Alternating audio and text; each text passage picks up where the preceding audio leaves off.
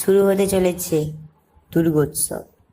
Written by Oritra Maity, narrated by Oritra Maiti, a student of Jela Public School, Ayush Maiti, a student of Genius Public School, and Sunil Boron Maiti.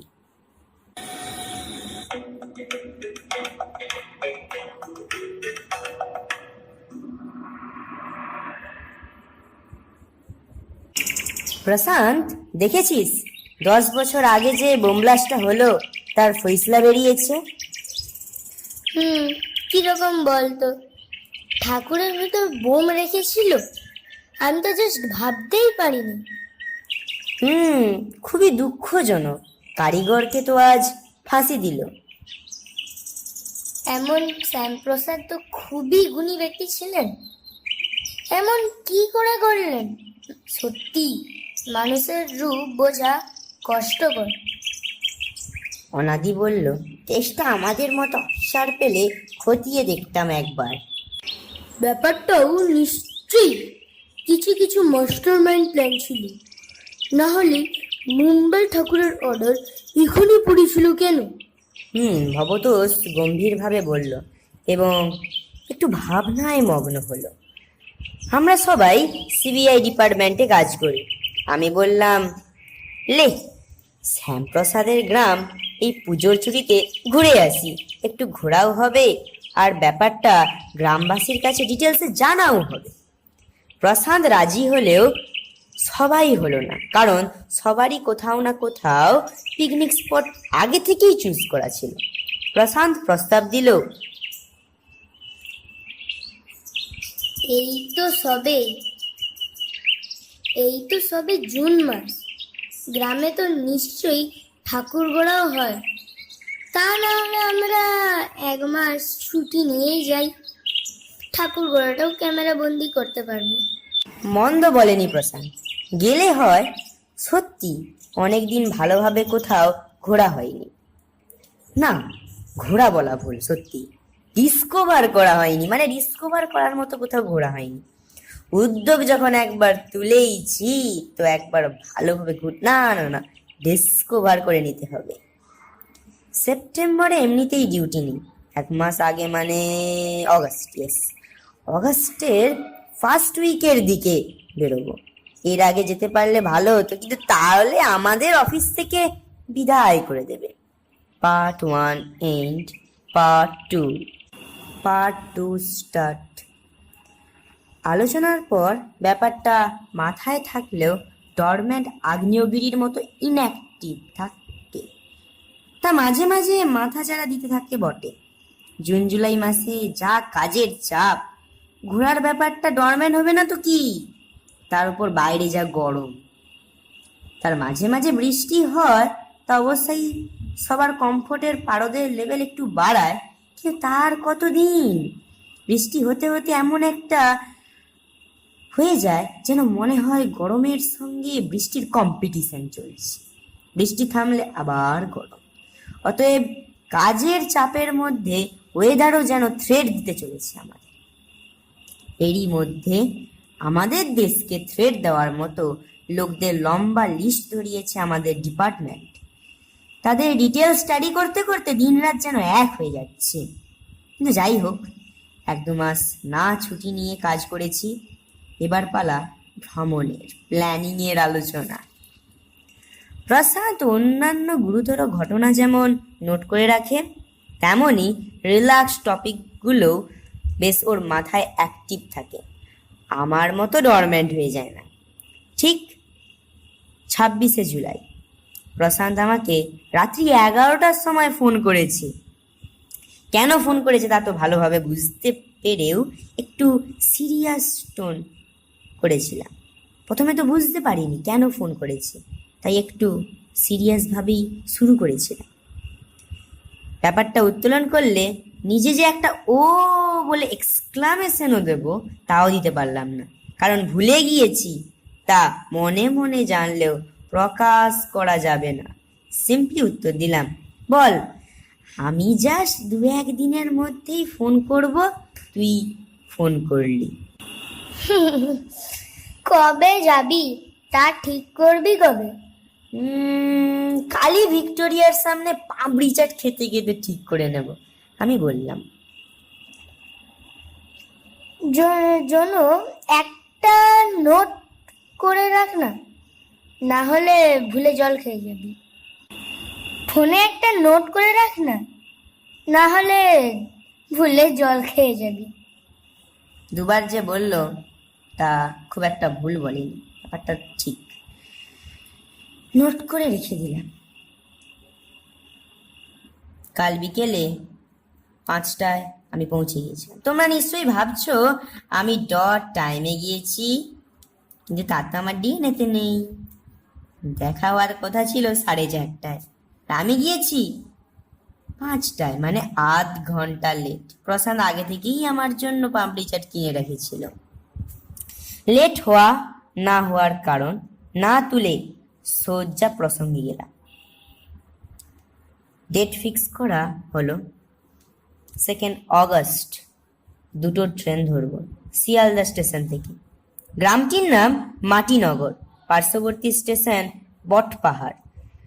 প্রায় 60 মাইলের মতো রাস্তা তো হয়েই যাবে শিয়ালদা থেকে, আর 2-3 ঘন্টা তো লাগবেই। আবার স্টেশন থেকে গ্রামকে যেতে আরও 1-2 ঘন্টা তো লেগেই যাবে।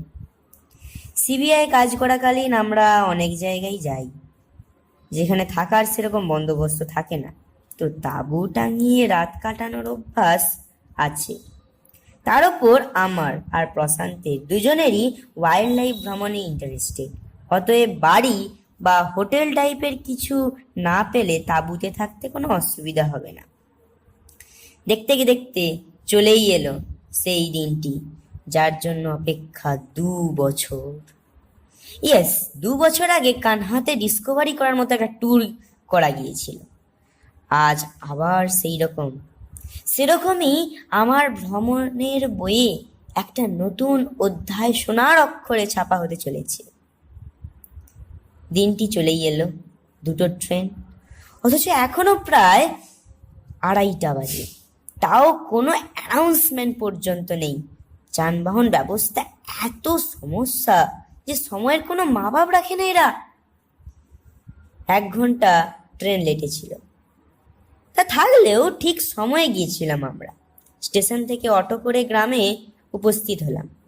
হোটেল টাইপের সত্যি কিছু পাওয়া যায়নি, তা আমরা ঠিকই আন্দাজ করতে পেরেছিলাম। তাঁবুতে রাত কাটাতে হলো। Part 2 end, part 3।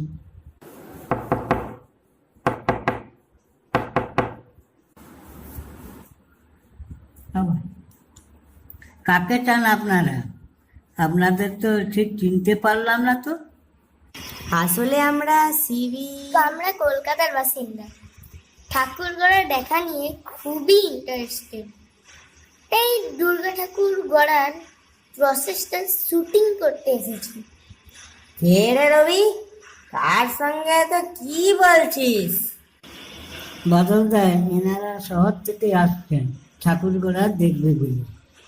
বাদলদা, আনবো, এনারা শহর থেকে আসছেন ঠাকুরগড়ে দেখবে বলে। আসুন, এখানে বসুন, কিছু ঠান্ডা খাবেন। এই হরি, একটা স্প্রাইট 2 লিটারের বোতল আনতো। হ্যাঁ, তা দুবার বলার কি দরকার ছিল? ঠিক আছে হরি, 2 লিটার স্প্রাইটের বোতল আনতো। না না, ওসবের কিছু না, দরকার পড়বে না, আমরা খেয়ে দিয়ে এসেছি। আরে কিছু তো খান, একটু দাঁড়ান, একটু ঠান্ডা খান। আমাদের এখানে মাটির শিল্প খুবই বিখ্যাত। এখানে ক্যামেরা করে আমাদের সবার সামনে তুলে ধরলে আমরা খুবই খুশি হব।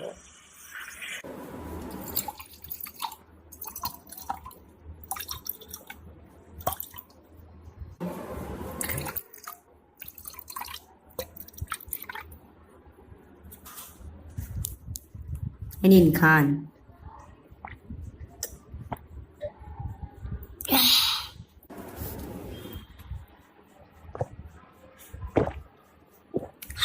কি ঠান্ডা বাবা।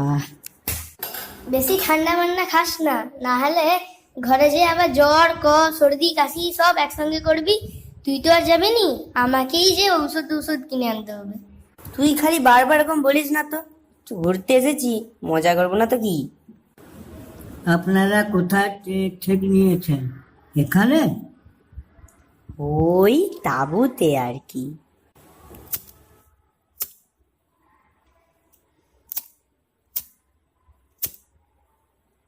বিড়ি ধরিয়ে বাদল জেঠু বললেন, আচ্ছা, কথার মাঝে তো আপনার পরিচয়ই না হয়নি আপনাদের।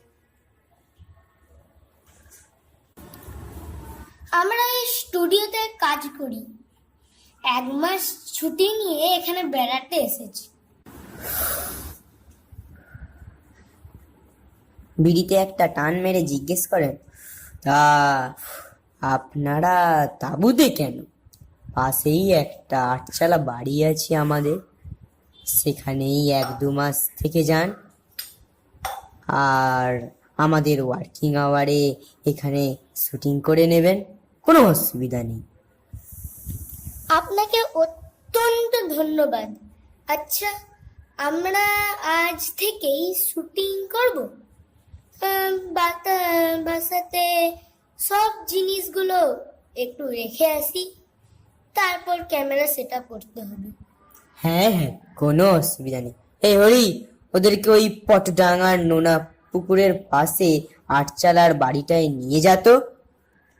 Part 3 and part 4। 2 দিন গেল। ফাইনালি পেটে চেপে রাখা কথা, যে কারণে এইখানে আসা, সেই কথাটা বাদল জেঠুকে জিজ্ঞেস করেই ফেললাম। আচ্ছা জেঠু, আপনি শ্যামপ্রসাদকে চেনেন? ওনার স্টুডিওটা কোথায় বলতে পারেন? আরে শ্যাম, শ্যাম তো আমার ভাইয়ের মতো, এটাই তো ওর স্টুডিও। ভাগ্য আমাদের ঠিক রাস্তাতেই নিয়ে এসেছে।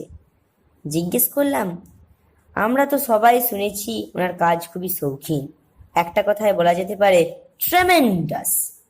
দূর দূরান্ত পর্যন্ত ওনার খ্যাতি আছে। কিন্তু ওই বোমা ফাটার ব্যাপারে মানে উনি কিভাবে মূল দোষী, মানে কিভাবে কিভাবে শাস্তি পেলেন, মানে কিভাবে এই ঘটনাটা ঘটল? আরে সে তো অনেক কথা। অনেক দিন আগে ঠিক এমন সময় একটা ভদ্রলোক এসেছিলেন, বলেছিলেন মুম্বাই থেকে ঠাকুরের অর্ডার আছে। শ্যাম যেমন অন্য ঠাকুরের বায়না নেয়, তো ওনারও কাছে 101 টাকা বায়না নিয়েছিলেন। সেই সিজনে সবচেয়ে বড় ঠাকুর হতে চলেছিল। লোকটা বেশ অদ্ভুত ছিলেন জানেন তো। বলছিলেন খড় মাটি নাকি সব উনিই দেবেন। আমরা সবাই রাজি, কিন্তু শ্যাম যে কি কারণেও রাজি ছিল না সেই জানে। বলছিল যে আমাদের মতো কি আপনি আর খাঁটি বেলে মাটি আনতে পারবেন, বলে তাকে না বলে দিল। তো আমরা যেমন 1টা-2টোর দিকে ভাত খাওয়ার জন্য ব্রেক নেই, একদিন দেখি সেই সময় কি কারণে সেই ভদ্রলোক, হাকিম তার নাম, জানতাম না সেদিন শ্যাম বলেছিল, দেখি একটা হাতে কি একটা ছিল, আমি আসতেই পকেটে ঢুকিয়ে দিল। বলল, এই কুছ পিকচার লে রহা থা, আতা হুয়া। হাকিম, হাকিম নামটা শোনা শোনা লাগছিল না, কেন জানি না। আচ্ছা, লিস্টে কি এরকম কারো নাম ছিল? প্রশান্ত বলল। উনি বলতে থাকেন, তারপর সেরকম কিছু লক্ষ্য পড়েনি। ঠাকুর বানানো হয়, মুম্বাই যায়, তারপর শোনা যায় বোম ব্লাস্টের খবর, থানা পুলিশ কোর্ট, তারপরে ফাঁসির খবর। চোখ দিয়ে জল আসছিল জেঠুর, কিন্তু এসবের মধ্যে দুঃখিত হলেও রবি কাকা একটু ক্ষুণ্ণ এবং রেগে গিয়ে সেখান থেকে চলে যান। Part 4 end part 5। প্যারালাল ইউনিভার্সে ঘটনা রিপিট হতে দেখা গেছে, কিন্তু তা বাস্তবে হয় বা হতে পারে তা কখনো ভাবতেও পারিনি। 10 বছর আগের ভ্যানিশ হাকিম এবারে কি ফাইন রূপে এলো? কারণ দিল্লির ঠাকুর অর্ডার নিয়ে আসছিল ফাহিম, মাটি ও খড় দিতে চাচ্ছিল, যেন কেউ শ্যামপ্রসাদের ঘটনা নতুন করে দেখাতে চেষ্টা করছিল। ঠাকুর তো ভালোভাবেই গড়া হয়, শুটিংও হয়, রোমাঞ্চকর শুটিং, বড় ঠাকুর, বেশ ভালোই শুটিং হয়েছিল, সব কিছু বেশ ভালোভাবেই দেখতে পেরেছিলাম। কিছু ঠাকুরের কাজও করতে পেরেছিলাম, পেন্টিং, সাপের পেন্টিং, একটু গণেশের নকশা, সব কিছুই করতে পেরেছিলাম। ডেলিভার হয়ে যাচ্ছিল দিল্লিতে। স্টুডিওর সামনে হঠাৎ দেখি একদল পুলিশ, সবাই হন্তদন্ত হয়ে পড়ল।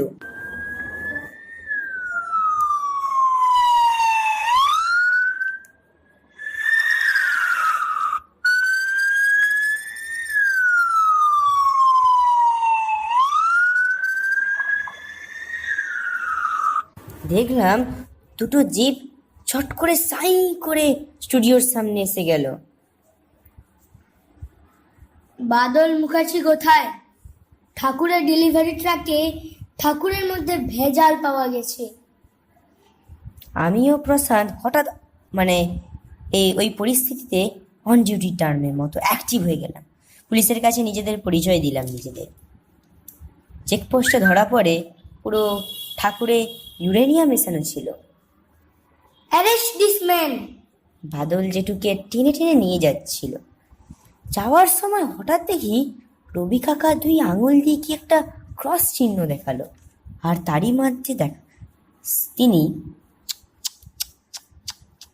এরকম শব্দ করতে বাদল জেঠু যেন লুকিয়ে থাকা, সুপ্ত, চেপে রাখা কোনো একটা স্মৃতি মনের চোরাবালি থেকে লাফিয়ে উঠেছিল।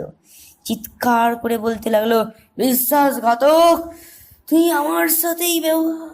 বলতে বলতে পুলিশ তাকে টেনে হিজড়ে জিপে তুলল।